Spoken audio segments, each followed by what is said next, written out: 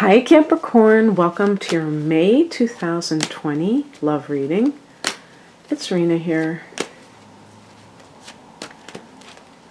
So I'm just shuffling right now and I'm going to go like this. See what we've got. I haven't gotten that card in a really long time. The Nine of Pentacles. Oh!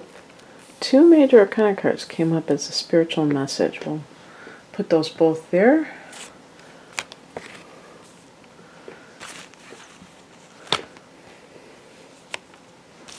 I've been getting her. I've been getting this card all the time. I don't know why, but it could have something to do with timing if I'm getting it over and over again. And this is a card connected to Leo. So the sun is in Leo and late, it's a timing card, late July to late August. And, okay. So, the heart of the matter is the Nine of Pentacles, which is a card of someone who is financially independent. And you might be saying, well, what does it have to do with a love reading? Well, you are a Capricorn, and Capricorn is one of the Pentacles, and you definitely are somebody who is very financially savvy, and usually you're financially independent. You know, I think a lot of Capricorns, that's one of their goals in life, is to, you know, as soon as possible to be able to take care of themselves and be responsible and things like that. And it's interesting because I didn't say this at the beginning, but this reading is intended for single people as well as people who are in troubled relationships. And if you're single, perhaps you're over 30 and you have made it a point, this was your number one goal as an adult, is to become financially independent. And now you've arrived, and now you're looking at your relationship life and saying, okay, now what do I do about this area of life? Because you can't be everything to everybody. You can't, you know what I mean? And you know, there used to be a saying, you know, for women, you can have it all, you know, and really there's not enough hours in the day if you're really ambitious to also cultivate a personal relationship. It just doesn't work that way. Yeah, and some people do it. Some people, especially if they meet somebody on the job, I guess, because then they're, you know, they can do both at the same time. But so you might be somebody who's single, you have your own money, and, you know, for women, this, even in 2020, that still might be relevant, or you're somebody who's divorced and you are self-supporting, but you want that in your life. You want that kind of relationship in your life. In the past position, we have the Page of Pentacles, and there might be some kind of new beginnings, early stage, maybe flirtation, or just talking to somebody who is of the earth element as well. So Taurus, Virgo, or fellow Capricorn.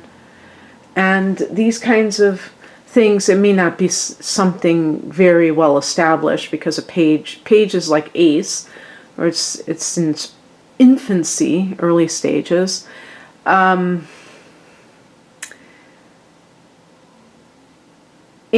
another thing too is that for those of you who are single, who are not interested in anybody, you may have just recently started a new job, and that might be something that, you know, it's like it's reminding you that everything just continues to roll along and time goes by.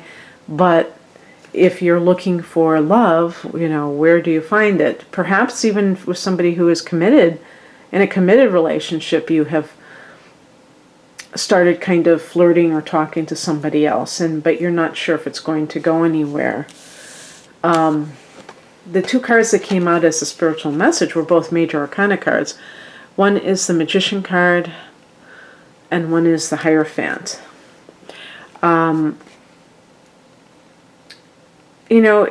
It's interesting. The Magician is number 1. So if we look at the numerology of these two cards, the Hierophant is number 5. And I feel like part of that is because one of the elements of the Hierophant is higher studies. And, the mind, Mercury is connected to number 5, if I'm not mistaken. But it's definitely, with the Hierophant, we're talking about marriage, we're talking about religion, and the traditional values. And Capricorn, you're really down with this. This card is also connected to, the Hierophant is also connected to Taurus, which is one of the earth signs, as you know. And the other card I have here is the Magician, the number 1 card, which is about you and your own ability to create your own reality. So if I put these two cards together, I would say that you hold the key to be able to attract or manifest a relationship. But the thing that you have to take into account is who you are in terms of the kind of person that you're interested in. With the Hierophant, it's talking about, the traditional values, the traditional type of relationship that perhaps another person would not normally value as much, but that is important to you. And even religiously, if you were raised in a certain way, like for instance, there are still people that will not live with somebody because they think that that is not the way to do things. And if you have run into that, where you have been in that early stage of a relationship and it never went anywhere because you insisted on marriage and that person, that was like the most terrifying thing to them, and that was like a deal breaker, then you might have felt bad or questioned yourself or what have you. And I, personally am, not a big marriage type of person, but I do respect people who stick to their guns because we're all different. We have different ways of looking at things and different values, if you will. I mean, I think even people who don't believe in legal marriage may have their heart in the right place, but I understand when people are very strict about that because there are religious connections to, reasons for that, but also that idea of the other person committing, especially if you want to raise a family. I think that would be the number one reason, because you want somebody who's on board with you, who's not going to bail when the going gets tough, as sometimes happens in life. So I can totally understand why, especially if somebody is looking to start a family, why they would be that way. Or even later in life, that feeling of, I'm, allowing somebody to, share in my property or my, and I want that kind of legal guarantee that things won't be mixed up, if we ever separate. There's just certain things why, whether it's like religious or just financial, that people may choose to do certain things. So I understand that, and what I would say about this as a spiritual message is that you have to stick to your guns. You have to be who you are. The Magician is about you as an individual and your self-empowerment, and this can come through you being, weeding out people that are not on board with that. And and not questioning your own values just because you're like, oh gosh, nobody's like me anymore. No, there's people like you. I don't think that you're the only person who thinks like that. But it is, sometimes it can get frustrating if it happens more than once. I'm rummaging through things so I can get the cord that makes it so this won't go out. Oops. Sorry about that. Oh, maybe I'll just try to finish before it goes out. What crosses you is the Queen of Cups. So this is a card of intuition. This is a card of very emotional. It's double water, so it's very emotional. And as a card that crosses you, Capricorn has the what would you call the reputation of having that kind of a hard exterior. And I'm going to be speaking to mostly women with this reading because of the the nature. I haven't seen it lately, but the last time I looked at my analytics for regarding gender, it was still probably about 78% women or something. But I was happy that I got an additional 2% men. So for the female Capricorns, yes, you are a feminine sign. Capricorn is a feminine sign, but you're a cardinal sign. So you tend to take charge. You tend to be career-oriented because of Capricorn's rulership of the 10th house of career. And this can lead to that type of